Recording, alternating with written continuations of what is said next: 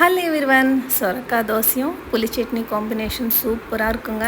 வாங்க சட்னி பண்ணலாம். ஜார் எடுத்துட்டேங்க. 2 கைப்பிடி அளவுக்கு வறுத்த வேர்க்கடலை, ஒரு சின்ன வெங்காயம் கட் பண்ணியிருக்கேன். புளி கொஞ்சம் கூட போட்டால் நல்லாயிருக்கும். 1 ஸ்பூன் அளவுக்கு காஷ்மீரி மிளகாத்தூள், கல்லுப்பு போட்டு கொஞ்சமாக தண்ணி விட்டு மையாக இருக்குல்லங்க, அதுக்கு ஒரு தாளிப்பு கொடுத்தா சட்னி ரெடி.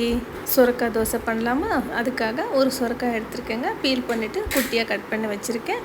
2 பச்சை மிளகாய், ஒரு துண்டு இஞ்சி எடுத்துகிட்டு மிக்சியில் போட்டுட்டு அதோட கொஞ்சமாக கொத்தமல்லி கருவேப்பிலையும் சேர்த்து அரைச்சிட்டேங்க. அரைச்ச விழுத்து நம்ம தோசை மாவில் சேர்த்துட்டு நல்லா மிக்ஸ் பண்ணிடலாங்க. மிக்ஸ் பண்ணி தோசை ஊற்றிக்கலாம். ஸ்டவ்வில் கல் வச்சுட்டேன். கல் சூடாகிடுச்சு இல்லையா? இப்போ தோசை ஊற்றிக்கலாமா? மாவு திக்காக இருக்கணுங்க. தோசை ஊற்றியாச்சு இல்லையா? இப்போ திருப்பி 2வது பக்கம் போட்டுக்கலாம். இதே மாதிரி எல்லா தோசையும் போட்டுக்கலாம். ஒரு பிளெயின் தோசை போட்டுட்டேன். நம்ம பண்ண புளி சட்னியோட கார தோசை ஒன்று போட்டுட்டேன். இந்த மாதிரி தோசை செய்யும்போது சொரக்காய் பிடிக்காது அவங்களுக்கு கூட இதில் சொரக்காய் இருக்கிறதே தெரியாதுங்க.